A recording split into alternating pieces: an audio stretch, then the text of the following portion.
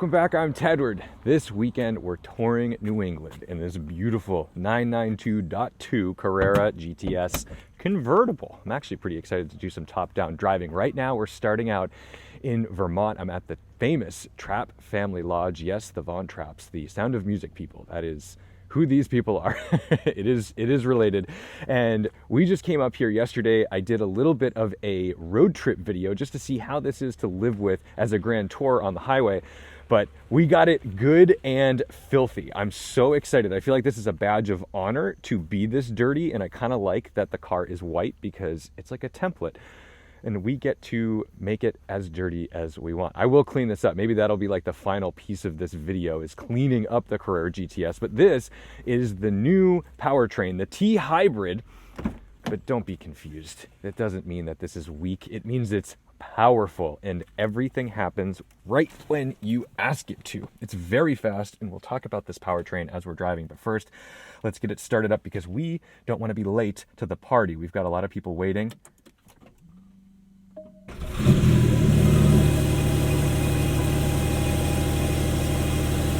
This thing's really rowdy when it starts up, but we've got a bunch of people waiting because I'm out here with the Larz Auto Museum on their annual Moto tour, the Tom Larson annual Moto tour, in memory of Tom Larson, one of the most prolific and important donors and people in the Larz automotive community. Start this, I've got my water, we're good, man. Oh, this thing is just such a beast. Let's go see where everyone is. My God, is it foggy today? I'm kind of tempted to put the roof down like immediately. If you can't see anything, I also can't see anything. This is pretty shocking. We'll let these folks go. I'm curious, is it inappropriate to put a roof down when it's a little wet? I kind of think I just want to try this.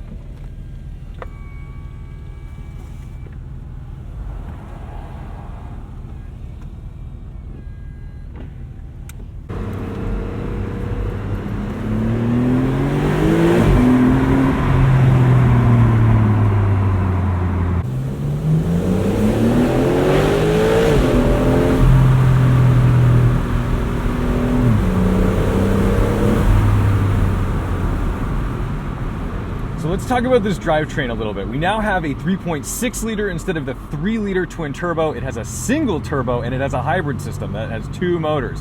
One motor sits between the PDK and the engine. That's going to be that normal thing that we've seen in the hybrid 48 volt mild hybrid world in the past, where it acts as a starter motor. It makes auto start stop and it gives a little bit of torque fill. Then you've got a motor in the turbo, which is going to pre-spool that turbo when you ask for it, which means this big single turbo is never laggy. It's always ready to go. And that means you've got boost in torque all the time. So despite this being, a big for a Porsche engine, a 3.6 liter, it feels like a 7 liter GM V8. Like that's the level of torque you're getting out of this. And the torque fill between shifts is unbelievable. It is so outrageously good at making sure that you're never without power.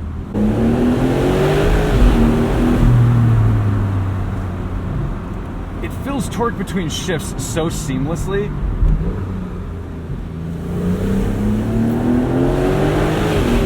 And it's rear wheel drive. You can get this in an all-wheel drive variant, but I recommend rear because this is so playful on throttle. It's amazing. Miraculously, this has not used very much fuel. It's pretty efficient, but let's see how much it takes. It's a little under half a tank, so it should be around 10 gallons. 14.7 gallons. I thought it was gonna take a little bit less than that, but honestly, at an average of about 25 mpg after some romping in the mountains, not bad. Pretty impressive stuff for this thing.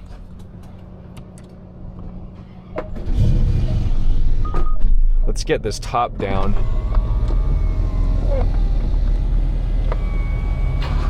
And what is that war-born Cadillac over there? That is something. Okay, we're seeing all kinds of Vermont things right now. Oh yes. He's got to get that top down. I'm gonna maintain my rally grime. These fellas came out and cleaned their cars at this local car wash. I think grime is something you gotta be proud of when you're out driving these cars, but I respect the hustle on keeping them clean. Look at that.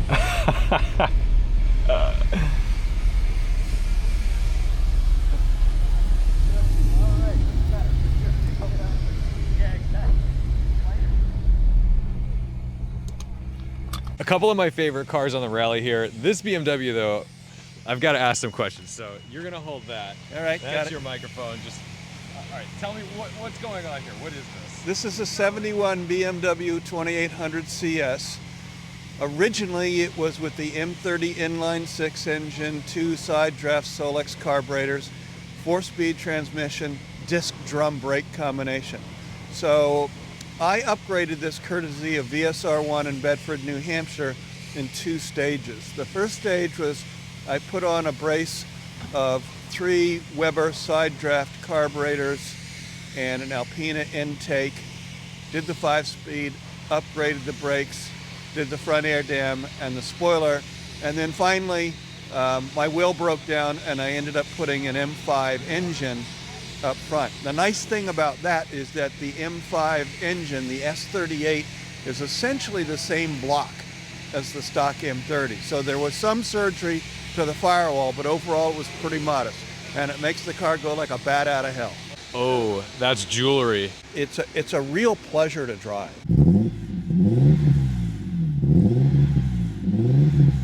I can't get over the range this vehicle has. With that 22.1 gallon fuel tank, when we're filled up, we're over 500 miles of range. And I think that I can do even better. If I was just on the highway at 72 miles an hour, I can eke out around 29, 30 miles per gallon in this, which means that that's like 600 miles. It's really impressive. Feels like the days of big fuel tanks are gone. All the fuel tanks out there are just the bare minimum to meet a reasonable requirement. But sometimes you get into sports cars and you'll get like maybe 200, 250 miles of range if you have poor fuel economy. I'm looking at the GT500. Vermont loves its covered bridges, that's for sure. Not for cars, but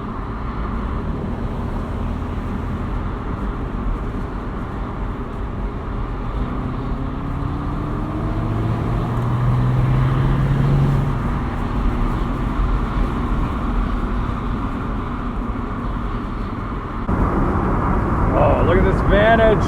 It looks so good.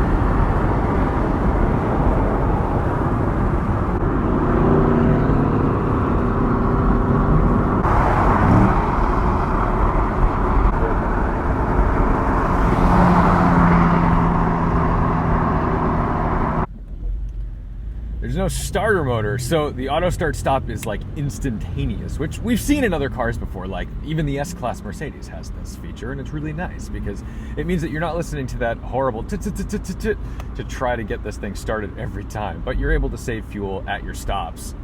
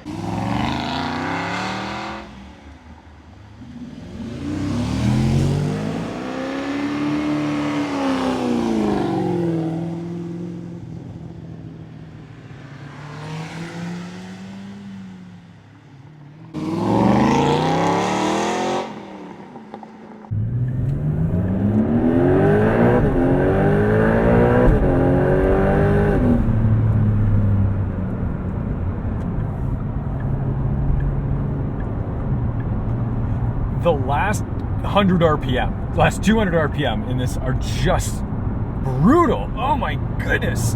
These shifts, I mean, it's consistently carrying through, but it's amazing how much thrust is provided from this powertrain. It just keeps pulling.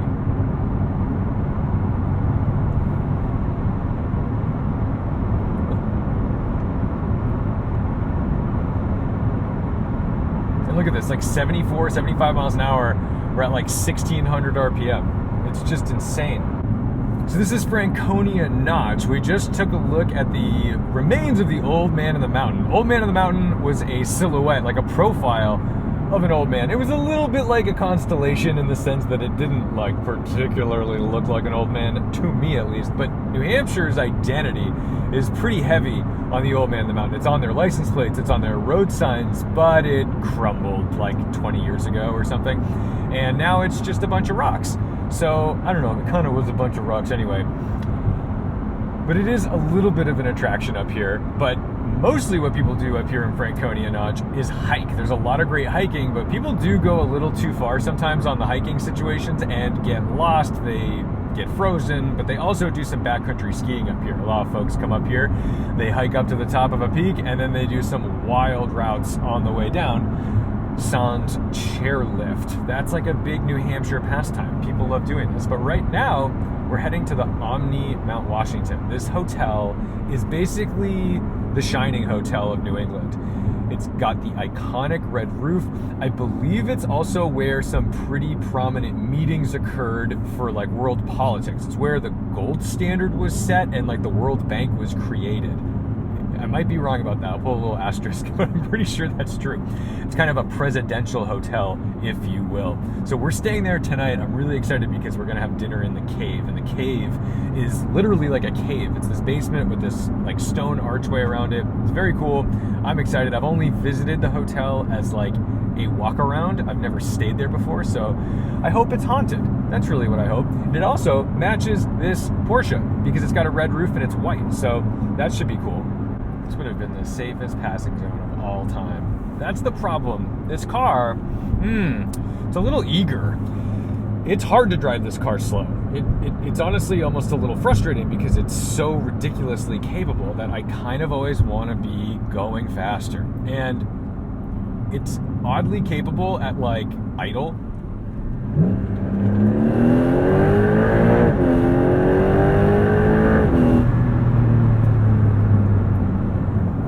It's really strange because you want to keep those revs up and enjoy it, but if you're doing that, you are cooking, dude.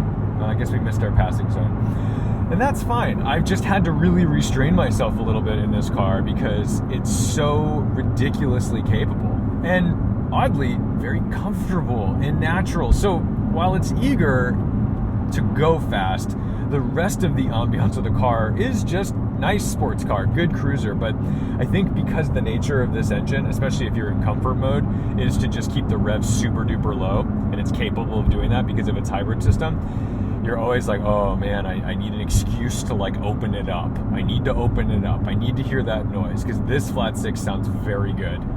It has a way of coasting without almost any engine braking, which is good in the sense that it's gonna let you keep going, but it's a little bad in the sense that I find myself going to brake quite a bit when I'm following traffic that's kind of varying speeds. I'd rather like lift off and get that engine braking, and I don't necessarily want to like downshift a bunch of gears to make it happen either. One thing I've noticed on this trip through Vermont, New Hampshire is that I'm fine mostly with the speeds that people are going. It's that they are not maintaining their speeds. So I've had to continuously, is that a bird?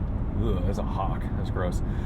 I've had to keep like changing my speeds. I've had to keep adjusting, and like I just wish people would maintain a speed and go that speed. If you want to go 62, go 62. Just let it ride. We are gonna heed this sign, however, because when it comes to small mountain towns, sometimes big industry is simply speeding tickets. And I'm not gonna be on the receiving end of that. We'll be plenty reasonable out here, and we don't need to meet any local authorities in our Porsche loaner. All right, while we're out here, let's do a launch control. There's nobody out here. No one's oncoming. Full brake.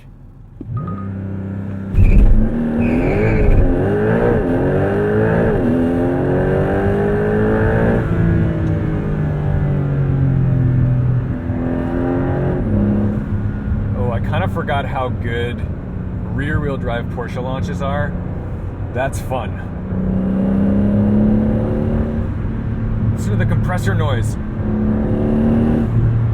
my God, it's really good. This car is very good. Very, very good car.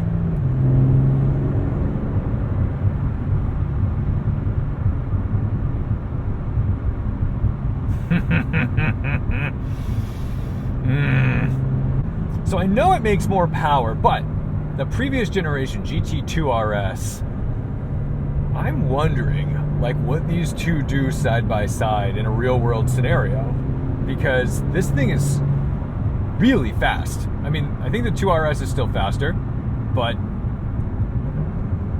the way this delivers power instantaneously and how there's just no delay between the shifts. Look, we'll do a couple shifts. Put it in manual mode. Go to second.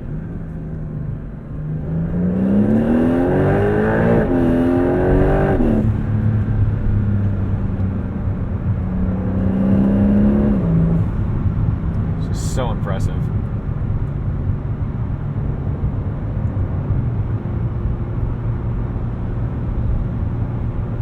Man, I did not think I was gonna like this car this much. I didn't research it that much. When it came out, I was like, okay, I'll take a look when it's time. I just didn't think it was this. This is just so beyond my wildest imagination.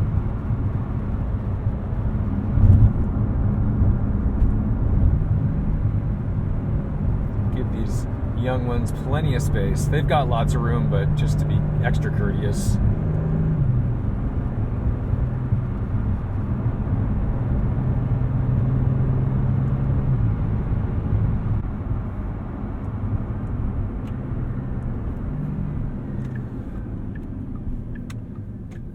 Yeah, this is it. Okay. I don't know why. I was wondering if there was like a 2-lane bridge or a 1-lane bridge.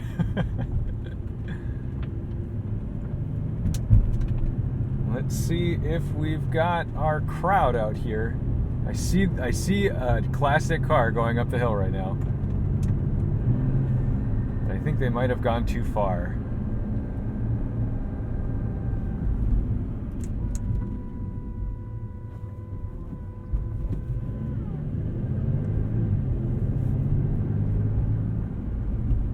Wow. So this is the Mount Washington Omni Resort. It is just gorgeous. This place is so eerie. I feel like playing The Shining music when I get here, but we'll keep it a little more cheery than that. Oh, that looks cool. Only thing is that I can't shoot this. We gotta come down here.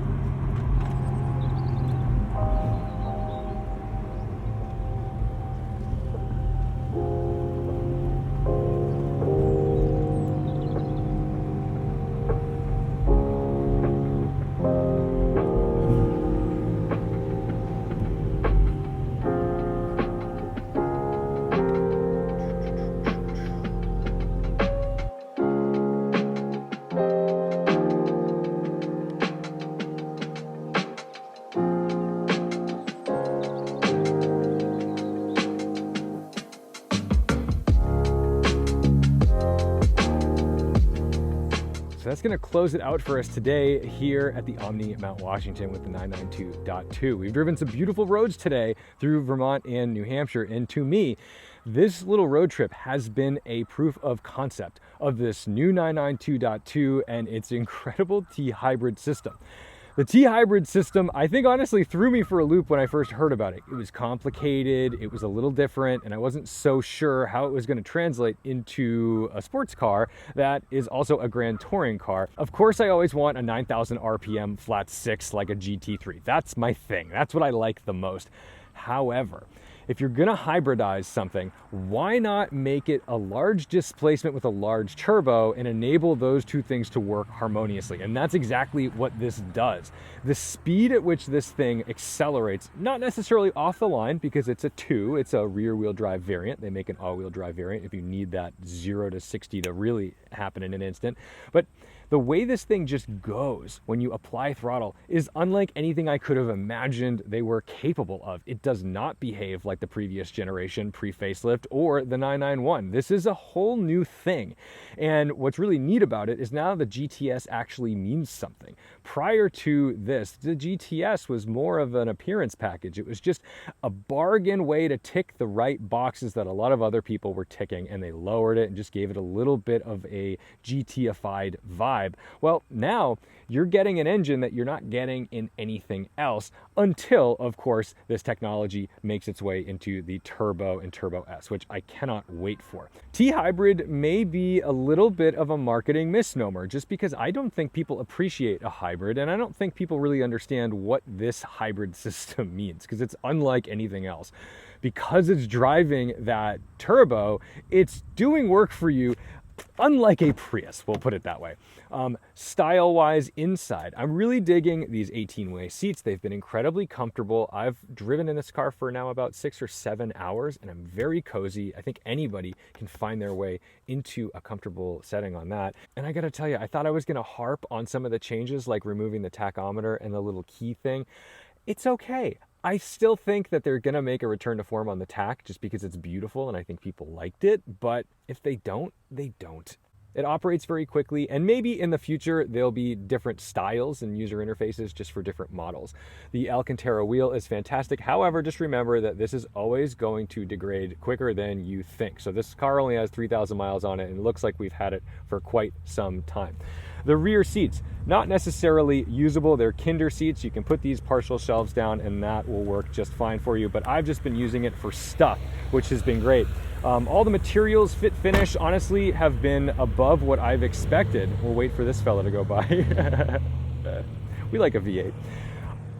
Usually 992s I get a little frustrated with because sometimes there's some rattles and squeaks and little things that just bother me. But honestly, this car has held up incredibly well. We've got more driving to do tomorrow, so we'll see if there's any issues there. But so far, so good. So that's going to do it for me on this portion of the 992.2 T-Hybrid GTS with a two-wheel drive and a convertible top, which honestly didn't think I would like so much, but I really like it. And there's no buffeting, unlike the previous Targa that I've been driving. Those cars always buffet. This, I just put it down, even with the windows up or down, with the windshield, everything's fine. It just works. It just works. It just works. So I hope you enjoyed a scenic drive. Thank you so much for watching, liking, commenting, and subscribing. Don't forget to respect the drive, and I'll see you in the next one.